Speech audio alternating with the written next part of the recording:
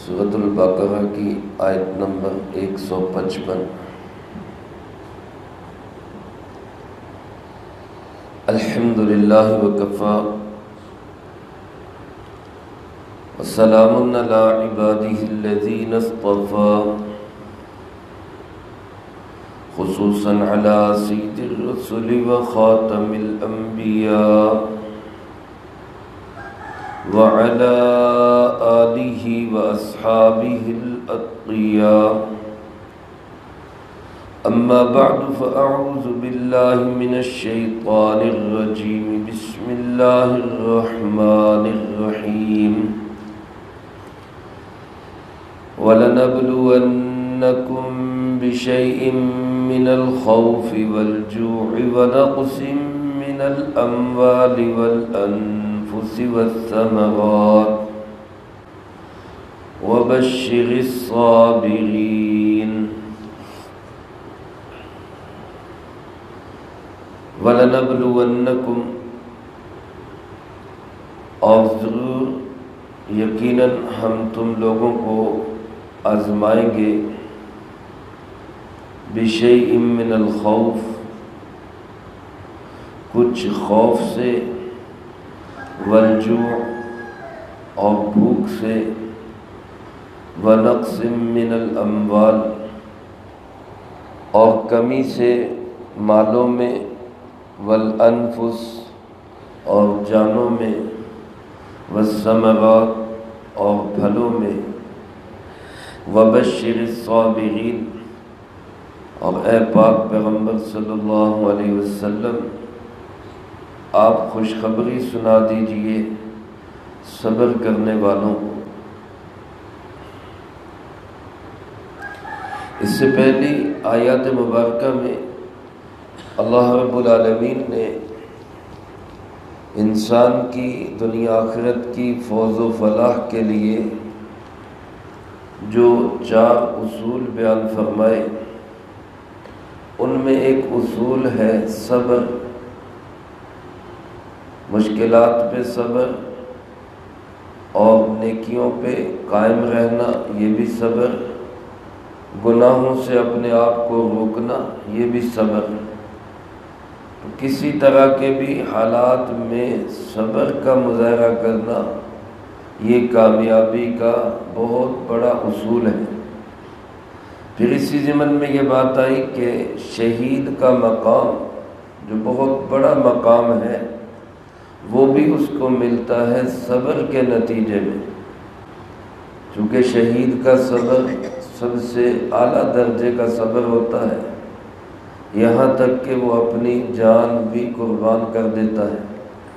اس کے بعد اللہ پاک نے صبر کے کچھ چھوٹے نمونے بیان فرمائے کہ اس بڑے اور اعلیٰ درجے کی شہادت والے صبر سے کم درجے میں بھی ہم آپ کی آزمائش کریں گے۔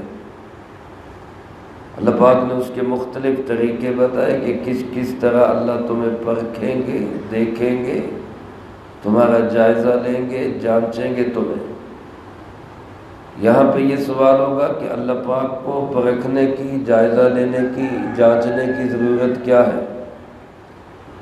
پرکھے یا جانچے تو وہ، امتحان تو وہ لے، آزمائے تو وہ جس کو پتہ نہ ہو۔ استاد شاگرد کا امتحان لیتا ہے، لوگ، بہت سارے لوگوں کو آپس میں ایک دوسرے سے جائزہ لیتے ہیں کہ یہ بندہ کھرا ہے یا کھوٹا ہے، صحیح ہے یا غلط ہے۔ اللہ پاک تو سب کچھ جانتے ہیں، عالم الغیب ہے، ظاہر و باطن کو جانتے ہیں، پوشیدہ اور چھپے ہوئے اور کھلے اور اعلانیہ سب کو جانتے ہیں۔ ماضی اور مستقبل اللہ کے ہاں برابر ہے، اللہ پاک سب کو یکساں جانتے ہیں، تو پھر اللہ پاک کو آزمانے کی کیا ضرورت ہے؟ تو علماء نے اس کے جواب میں لکھا ہے کہ اللہ پاک دنیا کو دکھاتے ہیں، یہ میرا وہ بندہ ہے جس پر میں نے مختلف طریقوں سے آزمائشیں ڈالی، لیکن یہ بندہ پھر بھی ثابت قدم رہا۔ پھر بھی اس نے بے صبری کا مظاہرہ نہیں کیا، پھر بھی اس نے شکوہ شکایت نہیں کیا۔ حضرت عبداللہ ابن مسعود رضی اللہ تعالیٰ عنہ فرماتے ہیں کہ میں آسمان سے زمین پہ گرا دیا جاؤں اور آسمان سے زمین پہ گرا کر مجھے ہلاک کر دیا جائے، یہ مجھے پسند ہے بنسبت اس کے کہ میں اللہ کے کسی فیصلے کو تسلیم نہ کروں۔ یعنی اللہ نے میرے متعلق کوئی فیصلہ کیا ہو، تنگحالی کا، خوشحالی کا، عزت کا، ذلت کا، عروج کا، زوال کا، آزمائش کا، امتحان کا یا عافیت کا، اللہ پاک نے میرے متعلق کوئی بھی فیصلہ کیا ہو، ظاہر ہے دنیا میں جو کچھ بھی ہوتا ہے کس کے فیصلے سے ہوتا ہے؟ اللہ کے فیصلے۔ اللہ کے چاہنے اور اللہ کے ارادے کے بغیر تو کچھ بھی نہیں ہو سکتا۔ بندہ اللہ کی رضا پہ راضی رہے، یہی سب سے بڑی بندگی ہے۔ بندہ جو ہے کر کچھ نہیں سکتا، اللہ کا بندہ ہے، قادر مطلق جو فیصلہ کرے میرے بارے میں، جو چاہے میں اس پہ راضی ہوں۔ تو عبداللہ ابن مسعود رضی اللہ تعالیٰ فرماتے میں اللہ کے فیصلوں پہ اعتراض کروں، میں اللہ کے فیصلوں پہ شکوہ کروں، میں اللہ کے فیصلوں کو تسلیم نہ کروں، اس سے بہتر ہے کہ میں آسمان سے زمین پہ گرا دیا جاؤں۔ تو میرے محترم دوستو، دنیا میں رہتے ہوئے اللہ سے مانگنی تو عافیت چاہیے، ہر حال میں اللہ سے صبر نہیں مانگنا چاہیے، کیونکہ مشکل حالات میں صبر کرنا بہت مشکل ہو جاتا ہے، عافیت مانگنی چاہیے۔ نبی کریم صلی اللہ علیہ وآلہ وسلم کی دعاؤں میں ہمیں یہ دعا ملتی ہے، اللہم انی اسألک تمام العافیہ، اللہم انی اسألک دوام العافیہ، اللہم انی اسألک الشکر علی العافیہ، اللہم انی اسألک کل العافیہ۔ اللہ میں تجھ سے پوری عافیت مانگتا ہوں، ہمیشہ کی عافیت مانگتا ہوں۔ اللہ میں تجھ سے عافیت پہ شکر مانگتا ہوں۔ عافیت کیا ہے؟ کہ انسان نارمل حالات کے اندر زندگی گزارے، آزمائش امتحان سے اللہ محفوظ رکھے۔ لیکن اللہ پاک فرماتے ہیں، ہمارا ضابطہ اصول ہے وَلَنَبْلُوَنَّكُمْ، ہم تمہیں ضرور آزمائیں گے۔ دو تاکیدوں کے ساتھ فرمایا، لام تاکید بنون ثقیلہ، ضرور بضرور، پکی بات ہے، لازمی بات ہے، تمہارا امتحان ہوگا۔ امتحان کے طریقے کیا ہیں؟ فرمایا بِشَيْءٍ مِّنَ الْخَوْفِ، کبھی امتحان ہوگا کچھ خوف کے ساتھ۔ خوف سے مراد کیا ہے؟ بعض مفسرین کرام رحمہم اللہ فرماتے ہیں خوف سے مراد دشمن کا خوف۔ جب انسان پہ کسی دشمن کا خوف ہو تو پھر اس کی رات کی نیند اڑ جاتی ہے، دن کا آرام و سکون برباد ہو جاتا ہے، کام کاج کرنا اس کے لیے مشکل ہو جاتا ہے، پریشانی میں وہ زندگی گزارتا ہے۔ اللہ پاک نے اہل مکہ کے لیے اسی نعمت کا ذکر کرتے ہوئے فرمایا آمنہم من خوف، اللہ وہ ہے جس نے ان کو خوف سے امن دیا تھا۔ اور بعض مفسرین کرام رحمہم اللہ فرماتے خوف سے مراد اللہ کا خوف ہے، تمہاری اس سے آزمائش ہوگی کہ تم اللہ سے ڈرتے ہو کہ نہیں ڈرتے، اللہ سے ڈرتے ہو یا لوگوں سے ڈرتے ہو، اللہ سے ڈرتے ہو یا مال کی کمی سے ڈرتے ہو، خوف کس چیز کا ہے تمہارے دلوں کے اندر، اس کی آزمائش ہوگی۔ اور دوسرا فرمایا طریقہ کیا ہے؟ والجوع، بھوک کے ذریعے ہم آزمائیں گے۔ بھوک کے ذریعے آزمانے کا مطلب کیا ہے؟ کہ حالات ایسے آئیں گے، فاقے آئیں گے، کھانے کو نہیں ملے گا، قحط سالی ہوگی، تنگ حالی ہوگی، یہ بھوک کے ذریعے آزمائش ہے۔ اللہ پاک بھوک کے حالات لا کر آزمائیں گے کہ یہ بندہ شکوے شکایت کرتا ہے یا صبر کا مظاہرہ کرتا ہے۔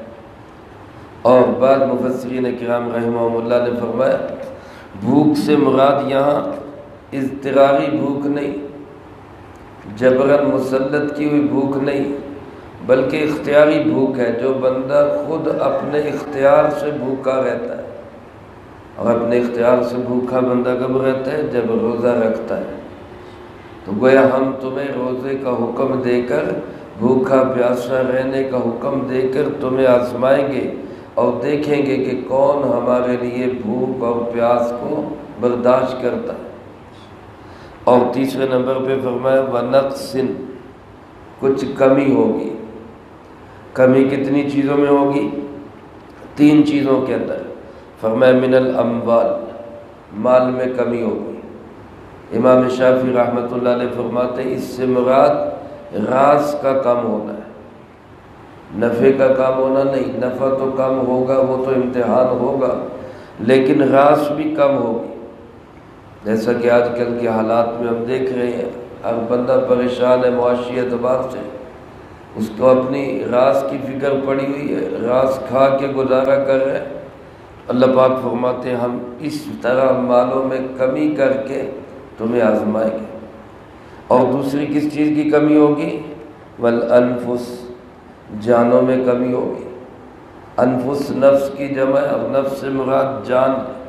بعض مفسرین کرام رحمہم اللہ فرماتے ہیں یہاں جان سے مراد جانوروں کا مر جانا، کسی نے مویشی پالے ہوئے، ان کا مر جانا، ان پہ کوئی آفت آ جانا، کوئی بیماری آ جانا، یہ اس سے مراد ہے۔ اور بعض فرماتے ہیں کہ انفس سے مراد انسانوں کی کمی، انسان مریں گے، تیزی سے جنازے اٹھیں گے، کئی جنازے اٹھیں گے، اس طرح آزمائیں گے ہم کو۔ اور تیسری چیز فرمائے والثمرات، پھلوں کی کمی سے۔ پھلوں کی کمی سے مراد بھی بعض نے پھل فروٹ وغیرہ لیے۔ امام شافعی رحمۃ اللہ علیہ فرماتے ثمرات سے مراد اولاد ہے۔ اللہ پاک اولاد کو اٹھائیں گے، جوان جنازے اٹھائے جائیں گے، اور اس طرح ماں باپ کی آزمائش ہوگی۔ کیونکہ ثمرہ جس طرح پھل کو کہتے ہیں، اسی طرح ثمرہ انسان کی اولاد کو بھی کہتے ہیں۔